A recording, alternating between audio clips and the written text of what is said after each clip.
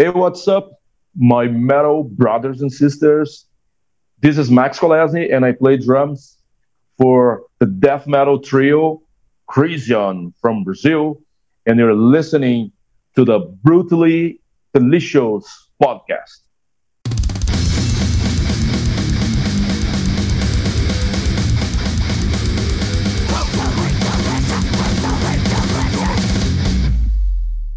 I look like a caveman. That's me. That's Caveman okay. from That's Brazil. how Bruce. Have you looked at All Bruce? right, man. Have you looked at Bruce today? He doesn't look much. I mean, Yeah, you we're look better than we're him. both caveman. You don't have to take Speaking that here. from him. You're the I have no hair, so All right, it's all good, man. You I have look no good. hair, so I don't even know what I look you all look good, man. So. So, Krisiun, I am a hardcore fan. I've loved you from whenever. Alex has even been in my cookbook. We've seen you a whole bunch of Awesome. times on 70,000 Tons. Love you guys. All I Wow. can say is new record, Mortem Solis. Is that how you pronounce it? Yes, yeah. Great, Yeah, I think so. Yeah. great, Awesome. great. Thank you. Sorry, can you tell I'm a fan? Appreciate that, man. I just Appreciate love. that, man. So, Thank you. War Blood Hammer, the single is absolutely incredible. What's been the response to it so far? Yeah. It's been great, man. It's been really great. Death metal fans, I guess that's what they love to listen to. Like straightforward, pure death metal, old school and raw and savage. We try to bring back all the true essence of Krisiun, the real elements that makes Krisiun to be what Krisiun is. Right. Like straightforward and inspired and old school and all of that. So I guess our fans they truly love it. That was the first thing I noticed about the single is we listen to a lot of metal on this podcast because we're a metal podcast. Yeah, me too, man. I listen all the time. And everyone's always sending us metal, and we have metal's in our blood. Yeah. But all of the metal that's coming up right now has a very particular, and I don't mean to sound rude to a lot of the bands. I like them, but the recordings, they sound very cookie cutter. Exactly. I They're agree. using the same drum samples, the same guitar sims, the same mixers, the same. Yeah. It all sounds the same. I turned your record on, and I was like suddenly back in like 2000, but with a modern track. I agree, man. I agree. Yeah, totally. Yeah. I think we are. The thing is, most of bands they follow the same formula when it comes to recording and even writing music, because a lot of bands they have one guitar player writing music to a drum machine or a computer, and then when they go record, they record to a click. Nothing against a click, but like a 99% of the bands record to a click. I have nothing against that, but we don't do that. Wow. And most of bands after recording, they put everything to like a grid where you make everything perfect. So the drums, even when the drummer is very skilled and fast and all of that, when you put him to a grid, he sounds like a machine, like a computer. So that's why everybody sounds the same. The same patterns, the same speed. Everybody is as tight as a machine. Right. So me personally, as a fan, a metal fan, I'm old school metal fan. I like to hear the human flow, like a little mistakes here and there, because the playing, when you see a band live, even you can be the fastest, whatever. I don't care about that, but it's about playing real music. Right. I want to hear the human playing. That's why. Maybe that's why we sound a little bit different from most of those new recordings. When I record the drums, I was actually with the other guys in the same room, looking at each other, like we felt like we were practicing the songs. So we try to get this vibe of a live show or a rehearsal or just a garage, like we're playing together, sweating in a garage and having fun and feel the vibe. That's why. It sounds different. I know some of the newer fans, they don't like it. They're like, it's not very tight, it's not very clean, whatever. But that's what we like to hear, some rawness. Yeah, even the tom sounds, they have a lot of that mid range that so many metal bands just suck right out. Yeah, it's all samples. There are a lot of bands that use a lot of samples. They sample everything. So just to me, it kills the vibe. Yeah, and as a drummer, it shocks me to hear that you don't use a click. I was just like, wow. No, we don't use a click. I know it's weird because a lot of people say, why don't you use a click? And maybe I'm lazy. I don't know, man. Maybe. No, I don't think so. But it's a band thing because the thing is, we are three brothers and we played together for so many years. And while we were writing the songs, writing the music, we're, together in our practice room. And just we practice so much, like looking at each other, and so it was the same vibe when it comes to recording. Like, man, maybe you don't need a click. Let's do the same way we do in our practice room. It makes it more real, I think, and more organic for sure. Yeah, it's very organic. I know the music is never. As long as the drummer's good. Not so good. All right. Well, the drummer's pretty good. For an old fart of 48 years old, I'm doing all right. Yes, I didn't notice. And like a lot of people forget too, like the Beatles didn't use a click, the Stones didn't use a click, Zeppelin didn't use a click, Sabbath didn't use a click. Clicks didn't become a thing really until like the 80s, Exactly. Yeah. And even if you listen if you listen to all the metal classics from the 80s, like the more extreme, we were talking about more extreme music, like Raining Blood, Darkness Descends, or Ride the Lightning, or Seven Churches, and Pleasure to Kill, and all those classics. None of them have a click. Yeah, you're like very organic, very. I find it refreshing, honestly. Yes. Cool. Yeah, same for me, man. Because as you said before, everybody's doing the same thing when it comes to recording, and it gets kind of same thing at a point when you hear all those new recordings. Right. So Mortem Solis, that's your 12th record. Did you ever imagine you'd still be doing this? I mean, this is kind of an extreme path. Did you ever imagine it'd still be going? Yeah, it's hard, man. When I was like 20 years old, I never thought like what could be in let's say 30 years or something.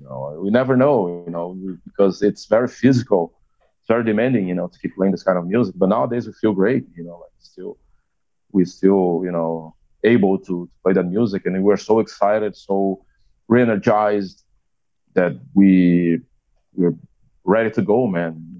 But I mean, I never really thought about it, like what could be,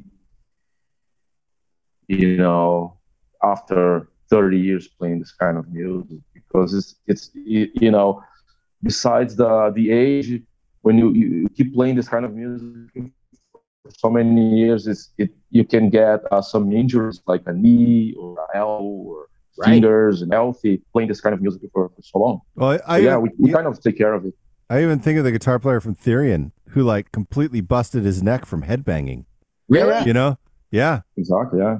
That's why he was in a neck brace on 70,000 Tons of Metal. He busted his neck from headbanging. Tom Araya from Slayer. He fucked all his neck. Oh, wow.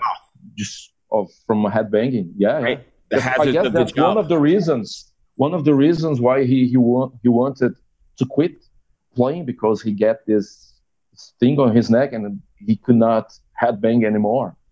Wow. I didn't know that. Yeah. It's brutal, man.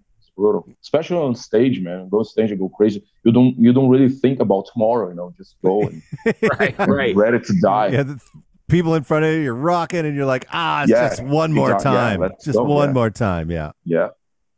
So my next question for you then would be, Death of the Sun. Is there a meaning or something behind the title that you want your fans to take away from? Yeah. It's like apocalyptic message. It's the death of the sun, is the end of life, the ruin and the fall of the empires and the monuments built by man, might be like churches or whatever, everything that man has constructed during the whole history has been built on blood, on sacrifices, on bloodshed, on death. So it has always been like this. And so there's always like apocalyptic winds must come to to take it all down, because we are man. It's pure evil, and everything that's all the monuments and everything that man has built here. It's basically has to come to an end. So it's the end of life. It's an apocalypse. It's coming and destroying everything. Wow, that's dark, and I like it. Almost like where we're living now. Yeah, exactly. Yeah, you can see it. So, man, it's so we never change, man. Humankind is a self-destructive species. Like right now we're speaking here, and there's like people killing each other for whatever, for beliefs, races, or stupid politicians, like piece of shit leaders that are considered to be leaders, that are just dropping bombs on innocent people, and still is happening right now. Yes. 2022, and you see this shit still happening. So, it's mind numbing, and it's fucking brutal. It's sad. It's so brutal, man. Yeah. I really appreciate the honesty of this interview. Yeah. Oftentimes people skirt around questions, but you're like, nah, this is what it's about. I love that. And I think that's part of the death metal genre, really. Like, to be honest, yeah. And shine a light back and say, here's what's going on. And so exactly. not too very different than maybe from the 60s, where they were speaking to the generation and the war and the I see that sometimes, especially in metal, some of the bands, some of the guys that play in bands, they are afraid to speak their minds, because they don't want to lose their fans, because fans they have so many different ways to think nowadays. Like even like in politics, some are right, some are left, whatever, and people are afraid to speak their minds because they're afraid to lose their fans. And so that's very fake. If you act like this, trying to pretending that you are this badass guy, evil, whatever, but you're afraid to speak the truth, afraid to speak what you think. Yeah. Very cool. I love this interview. It's just like, honestly, it's amazing. Do you guys have any tour plans coming up? Oh yeah, man. Yeah. We actually next Sunday on August 7th, it's gonna be the release show for Mortem Solis here in São Paulo City, and we're gonna be open for the Cavalera Brothers. Max oh and my Igor. God! Yeah, it's gonna be amazing. They're playing the Roots album. No. So how many minutes did it take to sell that show out? Get there. It was kind of fast. Yeah, like was it minutes or was it seconds? That's the question. No. I don't know, man. It's a sold out show for sure, man. Oh yeah, and there is a massive metal scene in Sao Paulo. It's like unlike anywhere else, I think. Yeah, Sao Paulo is huge, man, and all the shows here are always good, man. I want to see it. We can play a lot of shows in Sao Paulo in the same year and still are packed. The shows are still packed. We keep playing like I don't know, few shows in a year. So why? Because it's.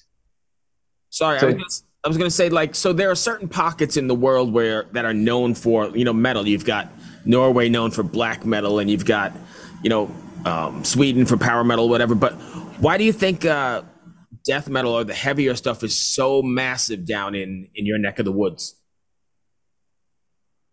Oh man, I think because a lot of the great bands especially from the 80s here, like Sarcophago, Sepultura, Mutilator, and many bands like Dorsal Atlantica, that a lot of people outside Brazil, they don't know about those bands, but the scene here was basically in the 80s was made by a lot of extreme bands. There's like Sarcophago is a band from 80. They started in 85 or 86, and they are one of the first bands ever to have like blast beats. I mean, during the whole album, like intense and constant blast beats. Very raw, very old school, but still they are this black death metal band that they were playing blast beats back in mid 80s. Wow. And not many bands were doing that before them, It And was they all inspired a glam lot of then. bands from Norway, whatever. So, we grew up here seeing and, and listening to a lot of extreme bands. That's why, and then we came later, after Sarcophagus, and then Krisiun, beginning in the mid 90s. So we just made the whole thing, the whole extreme scene even stronger. But you see, like in Brazil, all kinds of metal are huge, man. Here, like traditional heavy metal, thrash metal, or death metal, everything. If you have, those bands they play here in Brazil, that's where all kinds of metal. It's always a good thing here. So I always see bands on tour in Brazil, and it's just jammed with people losing their minds, like Epica to Arch Enemy to exactly, all kinds Iron of metal Maiden to whatever. It doesn't matter. It's just jammed full of people that love metal. Yeah, Iron Maiden is like gods here. yeah. Play every year. I remember seeing a famous Kiss show in Sao Paulo that had like millions or hundreds of thousands of people. Exactly. It was right in the end of the pandemic. Kiss play here for like, I don't know. Crazy. So many people in stadium, full stadium. I need to live there. Yeah, man. Right now, it's not so good here. I have this shitty piece of shit president, but things will be better in October when the new election is going to happen. Is that Bolsonaro? Yeah, the guy is a piece of shit, man. Do you think he's going to get booted? Ever. Do you think he's getting booted? I hope so, man. You guys call him like the Brazilian Trump, right? Yeah, but he's even, yeah, kind of. But he's even worse, man, because he's Trump's little bitch. Yeah. He's Trump's little bitch, whatever. I don't know much about what he's done. I think I saw some stuff about the rainforest going down. He does a lot of bad things. He talks a lot of shit, man. He's just like the wrong guy, I don't know. It was a lot of fake news and all that shit, so that's why a lot of people voted on him, Do you think people are getting more attuned to what's reality and what's not reality? I think so, yeah. I think and I hope so, man. But this time it's gonna send him back to the shithole where he came from. I really think that, when people get a digital device, like a phone or whatever, there needs to be education that comes along with it on how to discern information. Exactly. Yeah. Because if you give just someone a phone and feed them crap 24 hours a day, 7 days a week, what else are they going to know? They're going to scream right back out. Yeah. Education is the only key, man. It's the only way out to have a solid and, like a good society, when people have education, and absolutely not fucking just internet. It's just like a very superficial information you have and a lot of fake information, and people are getting lazy because they just see that the headlines and whatever they are interested, they just go for, like superficial information. People don't want to dig deep, and people are lazy, nowadays. And the algorithms of the internet constantly feed what you like to yourself. Yes. So it's hard to get out of that trap. People don't. Yeah, man. A lot of people don't understand that, Yeah. I think the younger generation probably does a little bit more, but the older generation definitely not. Yeah, exactly. I think that the younger generation, from what I see, they think a lot different from the older people. They are more like